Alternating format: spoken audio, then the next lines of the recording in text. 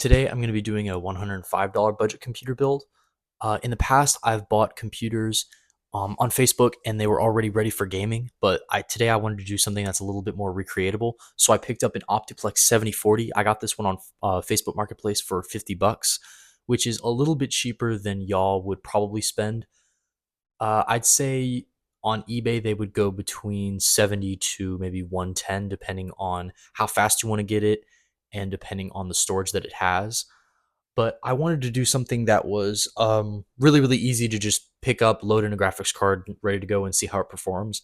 I used to do Optiplex. I've done a couple Optiplex flips in the past, and they were the older versions of the Optiplex, which are becoming less relevant just because the CPUs are getting so old. But this one is a little bit newer, and they're starting to get cheap, and I just wanted to see how they perform in gaming. So now I'll go ahead and open it up and go over the specs. I wanted to take one more quick look at it before I opened it up, but for $50, I'd say this is pretty nice. There's not many big visible scratches on it. Here is the back, so you can look at the rear I/O.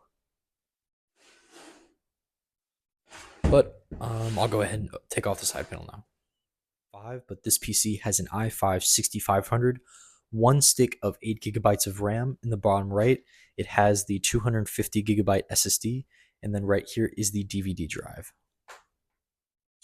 For this computer, I'm going to be adding a GTX 1650 and is the Zotac gaming variant. These Optiplexes are difficult to add graphics cards into because they often have very low wattage power supplies, and they do not have a 6 or 8 pin connector to hook up a graphics card. So this is why I had to go with the 1650. The 1650 does not require external power, as you see on here. It gets all of its power from the connection to the motherboard. Now, sometimes people do hook up other graphics cards to Optiplexes that require external power, and they use a SATA to 6-pin connector, but I just don't feel comfortable using those. If I was doing it for a video, that would maybe be okay, but for selling it, they're known to burn, catch fires, so I just don't like to use them. So the 1650 is still a pretty good option, and you have to make sure you get a small enough graphics card to fit in this case, because some Optiplexes are bigger and they can fit bigger graphics cards. But for instance, this case has this door that closes, so you need to make sure it's skinny enough to fit in here. So now I'll go ahead and switch over to putting this together, showing the benchmarks, and then after that, I'll go over some upgrades that I would recommend doing and some other routes you could go down if you want to do the Optiplex. Now I've switched over to the top-down view, and I'm going to show you how to add this graphics card into this Optiplex. So you're going to pull down on this lever and then pull the side panel off.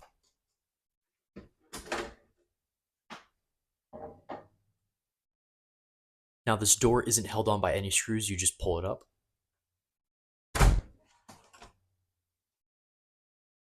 Now you're going to want to pull this tab back, and then you're going to want to make sure these little flaps on the back are taken out so that your rear I/O on the graphics card can fit through, but mine is already taken out. Now you're just going to take your graphics card and throw it in.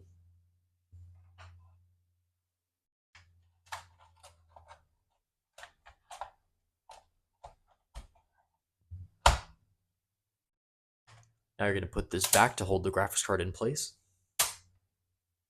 Close the side panel.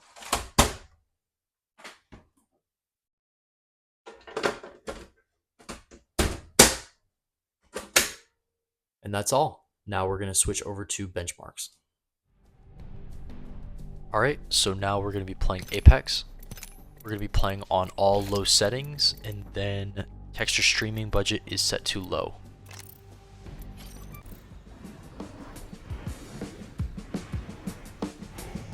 Here we go. It's a long drop. Fun.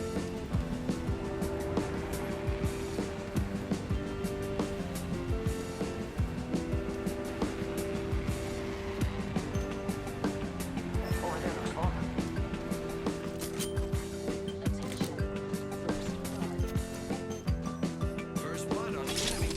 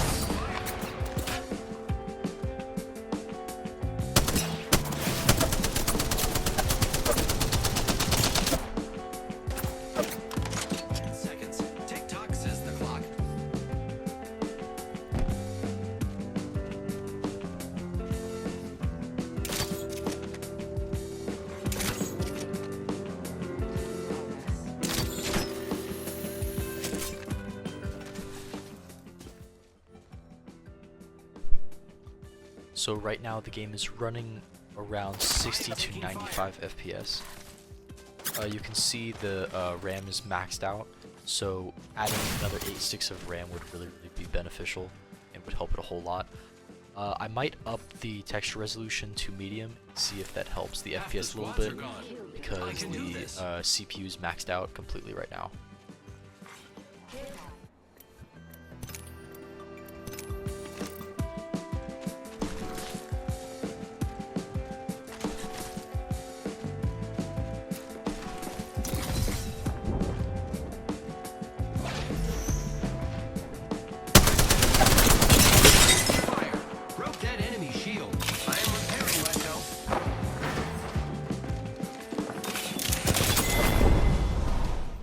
Apex ran alright, raising it to medium made it start a little bit more.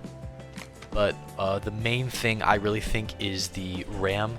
I wanted to stick with the 8 gigs because I wanted to see what you could get just with the computer as it is. But upping it to 16 I really think would help it out a whole lot. So now we're going to go ahead and move into the next game. And now for the next game we're going to be running Rainbow on all low settings.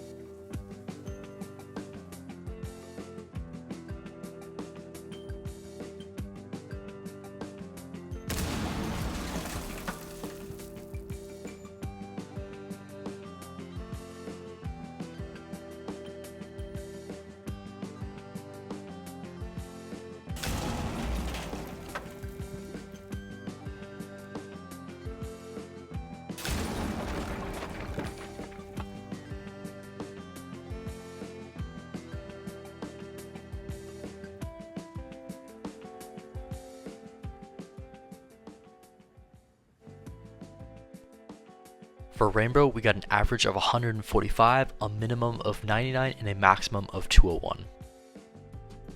The next game we're going to be testing is Fortnite, and we're going to be playing on performance settings with everything on low.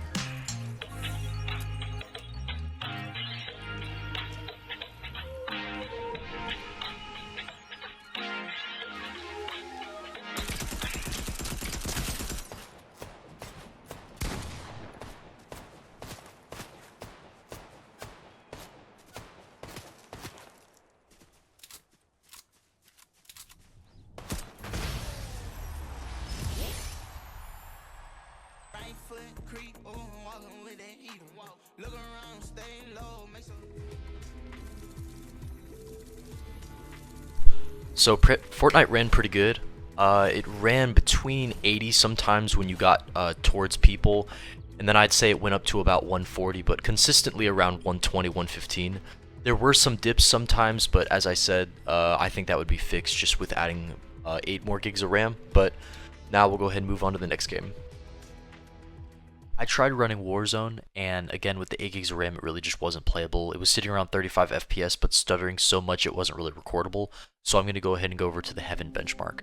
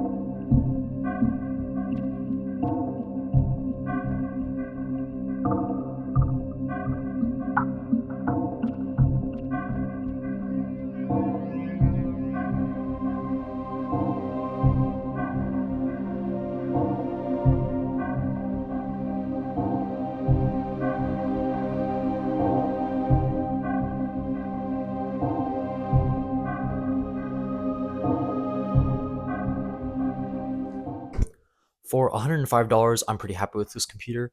It's not as good as the one that I did a couple weeks ago that I got for $100, but this one is super, super easy to replicate from buying off either Facebook Marketplace or even eBay. The first thing that I would change out is the RAM. As you saw, there were a couple games that stuttered a pretty good amount, and upgrading the RAM to 16 and possibly even more would, I think, would completely fix that. And then you saw how Warzone was not really playable. I think upping it to 16 would make it possible on this computer. Other than that, for storage, if you're building a computer yourself, I would recommend a smidge over a terabyte. So, for instance, if I was doing it, I would do a 250 gig SSD, and then I would get a 1 terabyte hard drive, just so you don't have to download games and then uninstall things to download other things. Just makes it pretty easy. And hard drives are getting so cheap nowadays because everyone is transitioning over to an SSD. They're dirt cheap. Other than that, I liked using the GTX 1650. You could go another route. You could go a 1050 Ti, but I think I think it's better to go with the 1650. It just depends what deals you see. I wouldn't on a 1650. I wouldn't spend any more than $70. I just don't think it's worth it. And then for a 1050 Ti, I wouldn't spend over 50, 55. So depending on the market you're in, if you see a good deal, that would persuade you to pick one or the other. But for me, I got a good deal on the 1650. I picked this one up for 50, which is a pretty good deal, and I'm pretty happy with it. So now I'm going to go ahead and talk about other Optiplex options you can go with if you don't want to go with this newer one. So here is another option. This is an Optiplex 7010. This one has an i7 4770, 16 gigs of RAM, and a 250 gigabyte SSD. For this, I would expect to pay kind of around the same as this other Optiplex that I've been showing for this video, around the $100 mark. I would like to spend a little bit less. For this one, I actually picked it up for 55 because I bought a big group of them. But I would recommend getting the full size one just so it's easier to fit in a graphics card. But it is a pretty good option. It's an older model, but it's an i7, so that's kind of why the prices are a little bit similar between the two. I'll go ahead and pop off the side panel just so you can see the inside.